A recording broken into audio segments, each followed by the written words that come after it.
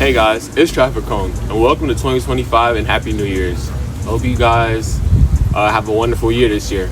And we're going to start this segment off with how to find the perfect car. These are my tips and tricks and techniques to help going through this process. The first thing is basically the search platform that you use. I'm going to get more into that. What are you looking for? Its use and intentions, basically the reason why you're buying a car. Another thing is maintenance and everyday usability. How does it affect your daily life? Last but not least, the best way to find deals. So stay tuned for that.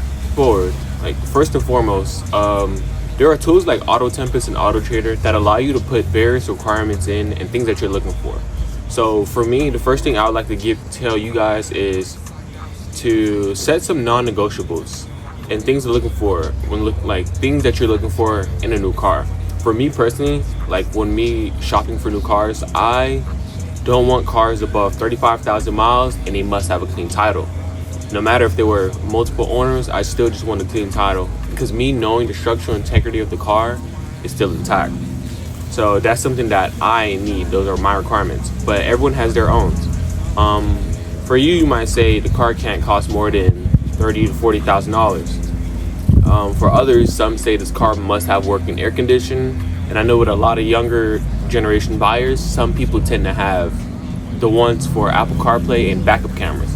Okay, they wouldn't prefer this car because we don't have this at the moment. Now for my second point, what are your uses and intentions for the car? Why are you looking for this car in particular? Some key factors in the car buying process is basically getting your wants out of the car. The reason you want this car is because this car intrigues you in some kind of way. For some people, they want a 650 horsepower car that can basically be a Z01 or a Corvette for that aspect. But some people would also like to carry around their 5-person family. That 650 horsepower car limits your options, but that also changes the characteristics and type of cars you get. Now that changes to a Chevy Suburban or a Tahoe or things like that. But what if you were able to incorporate the two? When you incorporate both of your wants, some may seem outlandish to others, but the more you incorporate your wants, the more expensive the budget of the car gets. So let me take that into perspective. What I'm saying is the more you incorporate many wants, the bigger the budget gets, is what I'm saying. So if you were to get a 650 horsepower car, you're limited to coupes and things of that nature. But the second you want to incorporate that into an SUV or a truck or something like that, that's where the budget really starts to spike. Because a beautiful car to me is the Ford Raptor, which produces about 600 plus horsepower. That's a very fast truck. And also things like the TRX, those are high budget trucks. But there's also give and take when you do start to get in cars of that caliber. And there's a trade-off with everything. So how you said, with the TRX, it may not be as good as a tow vehicle compared to the Dually, which is roughly the same price, versus the gas mileage and daily usability. So as I mentioned, the more you integrate them, the more the budget gets. But you can definitely integrate them. That's just, like I said, it gets more and more expensive. For my third point is now maintenance and everyday usability. Now we've determined things that you can and can't afford, and now you have a certain vehicle in mind based on my last 2 points. The next thing is to evaluate the good and the bad and the extremes. And what I mean by this is looking at the affordable maintenance like gas and everyday costs that many people tend to overlook when being able to make the payment. For example, if I make $4,000 a month, yes, I can make the $1,000 a month payment, which is true. But if you have a gas guzzler and you'll be doing aggressive driving, which is true because that's the purpose you got the car, you basically be more likely to spend a lot more in gas than you quote unquote intended to at the dealer. Hey, you may be tricking yourself out to, I'm not going to hit the gas that much, I'm not going to be roasting tires. When in reality, the second you get into your own environment and get comfortable driving this vehicle, you'll be roasting through the tires and burning gas, which equates to you needing oil changes more sooner than you thought. So with that being said, you have to take that into account when purchasing a new car. And you can find this out, basically the real average cost of some people's vehicle by doing research on YouTube and finding people with similar, I got scared by a butterfly, but you can find that by finding people who with similar vehicles and asking their experience and what it was like in reality. A lot of things that people tend to overlook is insurance. There are many loopholes into this. You can obviously get insurance in an elder person's name if you have a grandparent or a parent. You can basically there's this chip that you can plug into your OBD2 port where it basically tracks your driving, or you can just pay the fee. Basically what I'm saying by pay the fee is when you're younger and trying to get a high cost car, basically just car in general, insurance tends to be like virtually like double the price of what it had been for an older person, and that's why I like to use different examples and points. But you also have to think of, if you do get higher end vehicles also tend to have higher end costs.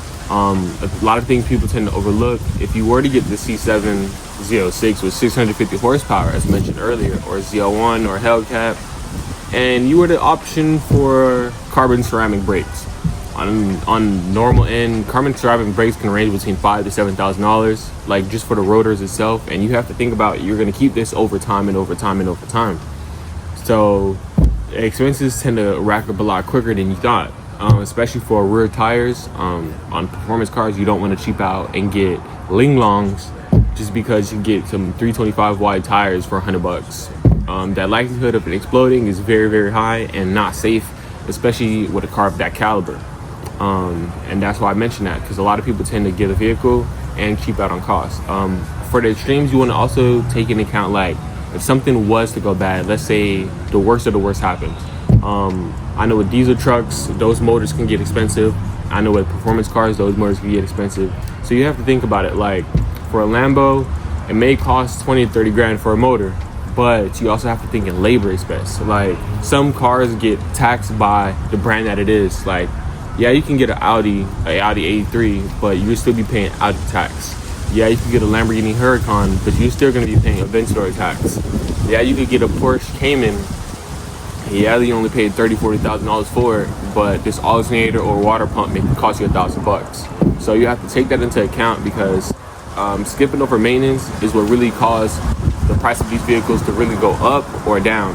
And you know, the daily usability, if you can't afford the maintenance, that's really the hard part of car ownership. As I mentioned, looking for deals are the best way you can get your dream car or the car of your needs for the best price possible. There are many ways to look for cars. In today's society. It's not how it used to be, where you have to go from dealer to dealer. It's a lot quicker and a lot more efficient using apps like Auto Tempest, Auto Trader. But there's also back ways and things to look for cars. If you are in the part of certain communities like car clubs and things like that, there's some people willing to sell their cars for better rates than what it would be like at the dealership. Obviously, you want to make sure that the person has title in hand.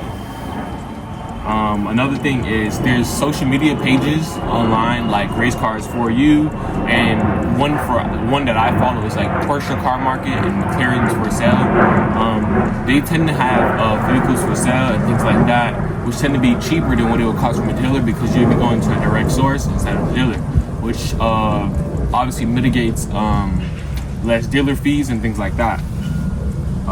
Going further, yeah, you can. It's basically cheaper to buy a car from the direct consumer. Like if I'm selling this car to you online, it'd be cheaper than me giving it to the dealer and you go to the dealer and XYZ. But if I have my title in hand, title transfer, and there's ways you can get it for a lot cheaper.